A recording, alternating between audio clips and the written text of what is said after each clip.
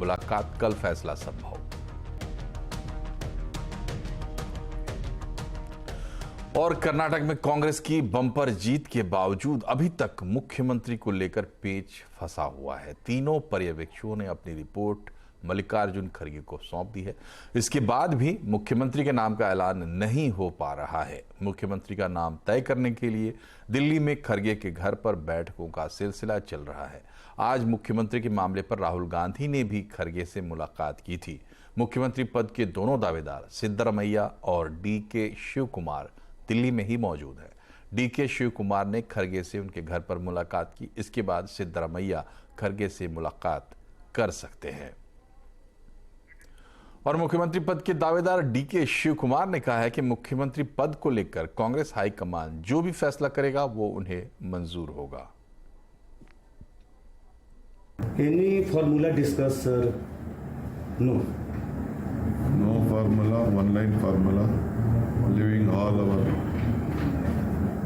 rights to the High Command. Congress High Command have informed you about any CM post to you or about anyone? Nothing. They are happy. At least we have delivered and we have saved the country's interest.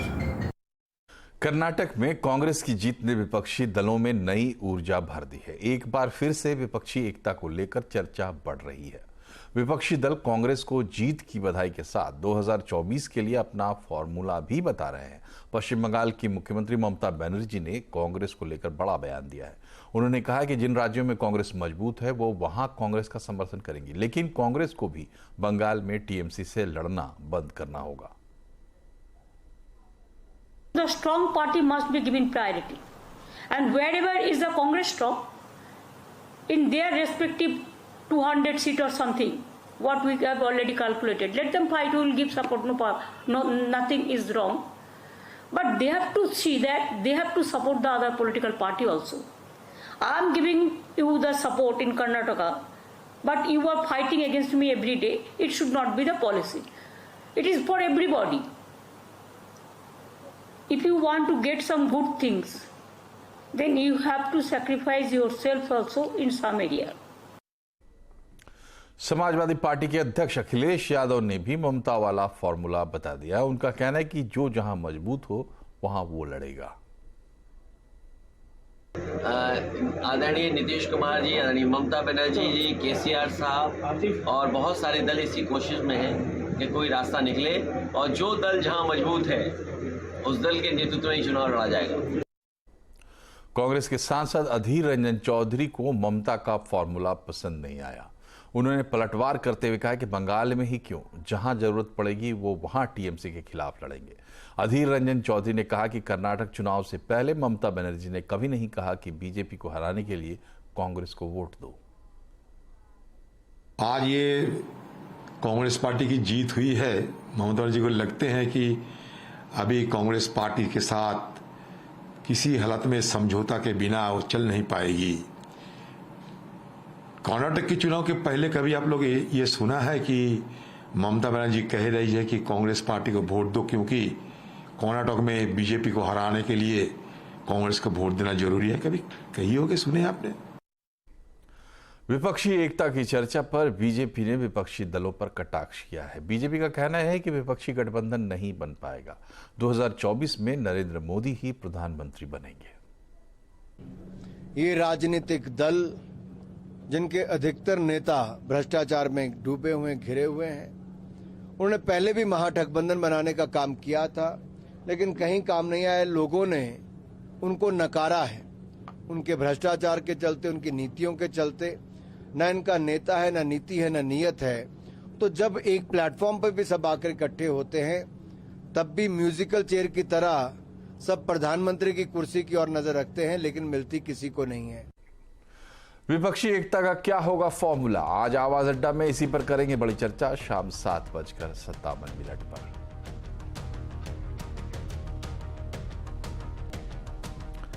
जब भी cyber fraud का नाम सामने आता है, झारखंड के जामताड़ा की तस्वीर सामने उभर आती है। लेकिन आज हम आपको झारखंड नहीं बल्कि हरियाणा में तेजी से उभरता एक इलाका दिखाने वाले हैं जो अगला जामताड़ा बनने की राह पर है। साइबर क्राइम का अड्डा बनते जा रहे इस इलाके में पहुंचे हमारे सहयोगी लक्ष्मण रॉय। उन्होंने जो कुछ देखा और सुना वो वाकई चौंकाने वाला है। देखिए स्पेशल रिपोर्ट। दिल्ली से करीब 100 किलोमीटर दूर देश के सबसे पिछड़े जिलों में से एक नूह, अरावली की पहाड़ियों और राजस्थान की सीमा से सटा ये इलाका ऐतिहासिक रूप से मेवात के नाम से जाना जाता है। जिले के कई गांव में अपराधियों का खौफ इतना था कि पहले पुलिस भी यहां जाने से डरती थी, लेकिन समय के साथ साथ हालात थोड़े सुधरे।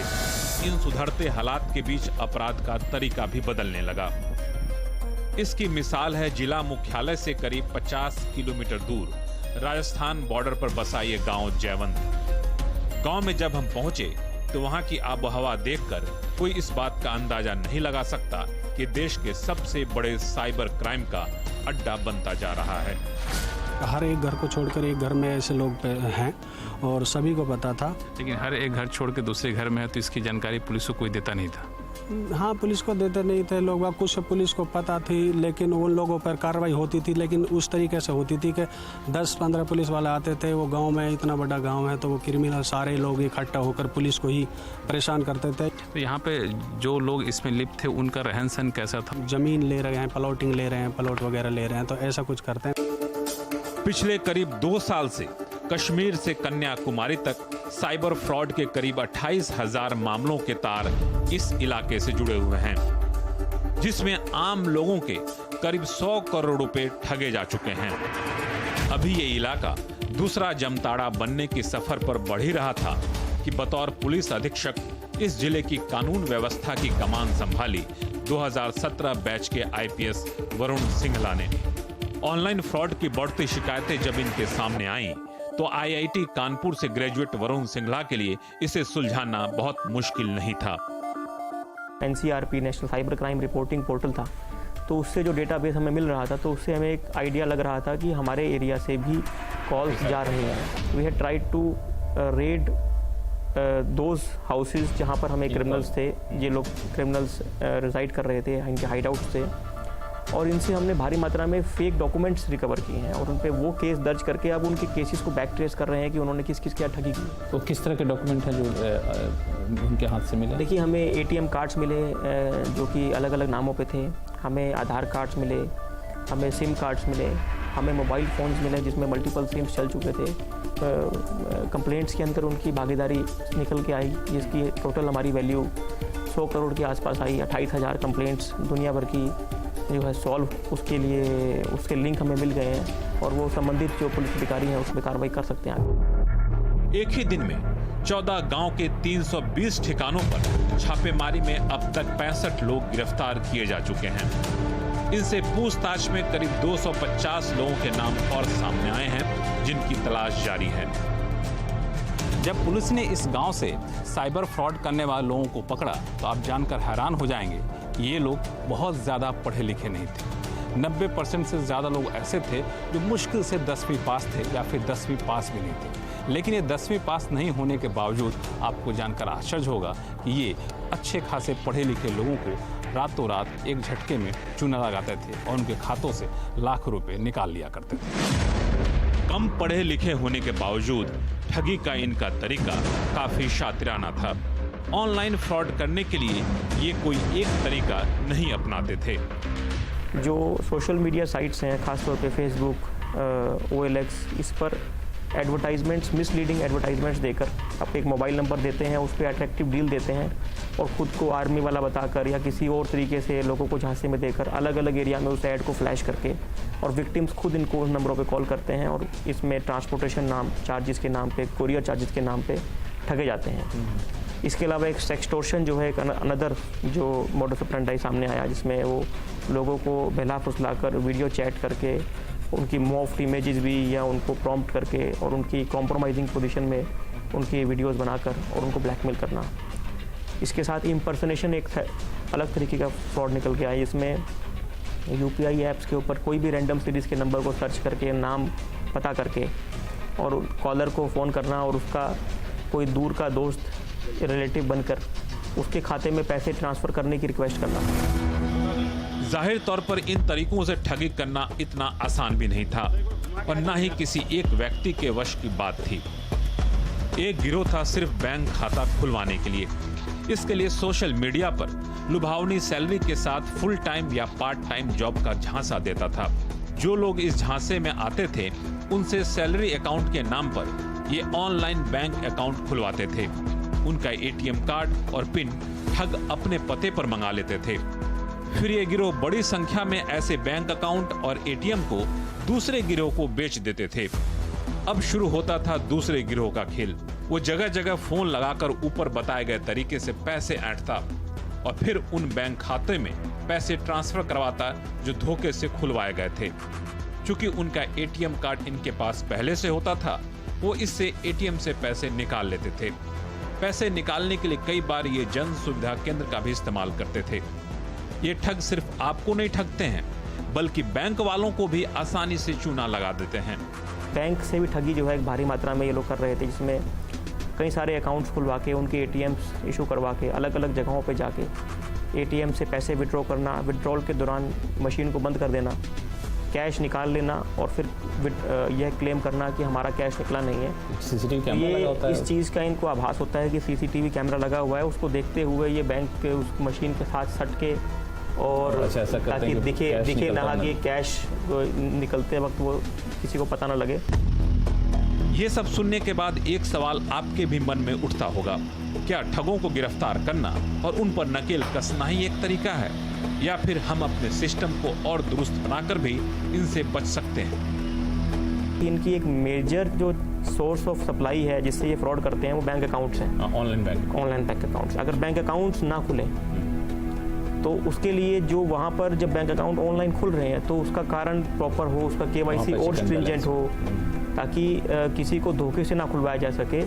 यह प्रोसेस इनिशिएट अब इनको करनी चाहिए। इसी प्रकार से जो सिम है ये भी काफ़ी ज़्यादा संख्या में जो है फेक आधार कार्ड्स के ऊपर एक्टिवेट हो जाते हैं। इसमें आधार कार्ड के जो नंबर हैं उसके वो चेकिंग नहीं करते हैं। लेकिन हम लोग तो सिम लेने आते, हम लोग से कहा था फोटो खिंचवाइए, आपका फिंगरप्रिंट मिलाएंगे, उसके बाद सिम देंगे। तो कुछ इश्यूज टेलीकॉम सर्विस प्रोवाइडर्स के लेवल पे भी हैं। फिलहाल तो नो पुलिस बाकी लोगों की तलाश में जुटी है जिनके नाम पूछताछ में सामने आए हैं और इस पूरे मामले की तह तक जानने की कोशिश कर रही है। नूह जिले के साइबर क्राइम थाने में हलचल भी इन दिनों काफी बढ़ गई है। 40 साइबर क्राइम एक्सपर्ट पूरे मामले की जांच में लगाए गए हैं। लक्ष्मण रॉय, नूह, हरियाणा।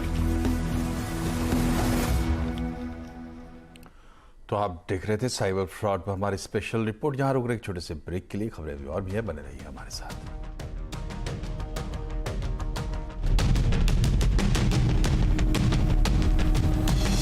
ब्रेक के बाद एक बार फिर से आपका स्वागत है आवाज समाचार में। सरकार ने इलेक्ट्रिक टू व्हीलर को मिलने वाली सब्सिडी स्कीम फेम 2 के फॉर्मूले में बदलाव किया है। अब यह सब्सिडी कम हो जाएगी।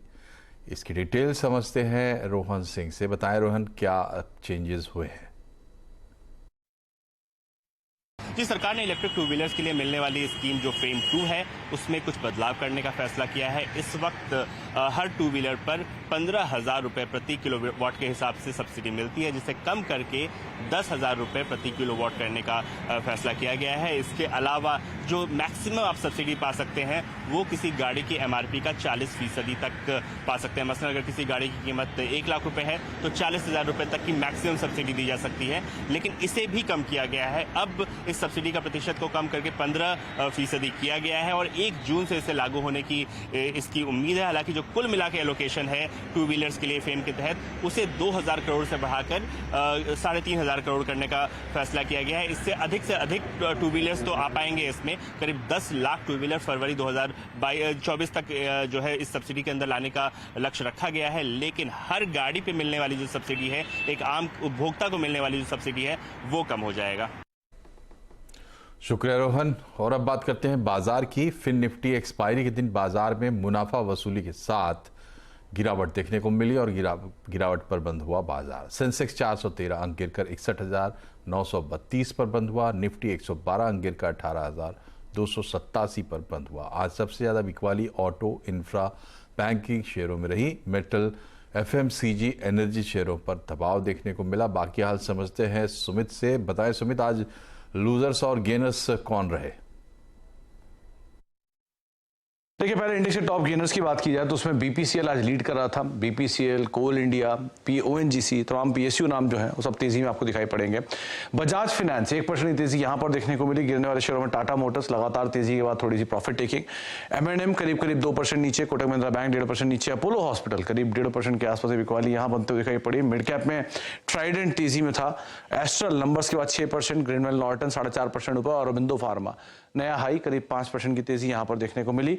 इसके अलावा मिड कैप लूजर्स में मैक्स हेल्थ केयर 2.5% नीचे, REC 2.5% नीचे, GSPL 2.5% नीचे और PFC करीब 2.25% के आसपास बिकवाली यहां देखने को मिली।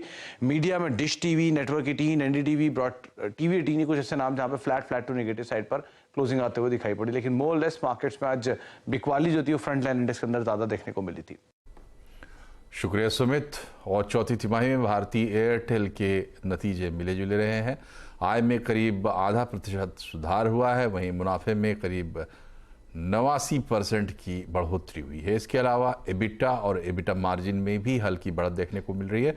आरपू वैल्यू सेम है। साथ ही कंपनी ने 4 रुपये प्रति शेयर के अंतरिम डिविडेंड का ऐलान भी किया है। जियो-बीपी ने एक्टिव टेक्नोलॉजी वाला सस्ता डीजल लॉन्च किया। ये डीजल सामान्य डीजल के मुकाबले सस्ता तो है ही, जबकि कंपनी के मुताबिक इसका इस्तेमाल करने से माइलेज में 4.3% तक सुधार होता है। इस डीजल के इस्तेमाल से एक ट्रक साल भर में 1,10,000 रुपए तक की बचत कर सकता है। एक्टिव टेक्नोलॉजी इंजन के पार्ट्स पर धूल जमने से बचाती है और मेंटेनेंस का खर्च भी घटाती है।